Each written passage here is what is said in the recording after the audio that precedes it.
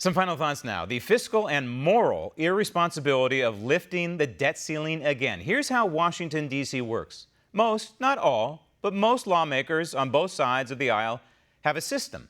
They spend our tax dollars like drunken politicians. In fact, they spend more than the Treasury Department receives. It's called deficit spending. Now, in the private sector, we call it illegal. We would have our credit cut off and go to jail for what they do in the public sector. These temporary politicians knowingly spend more money than's in the government coffers.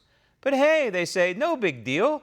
That's because they know that down the road, these IOUs will be covered by the full faith and credit of the United States government. They know that once these federal credit cards are maxed out, if you will, that more credit will be issued. Always, never fails.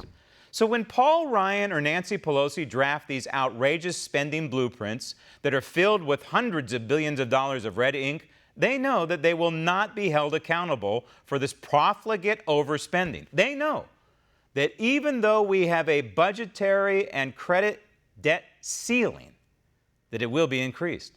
All they have to do is say, government default, and these political cowards run for the vote yes button.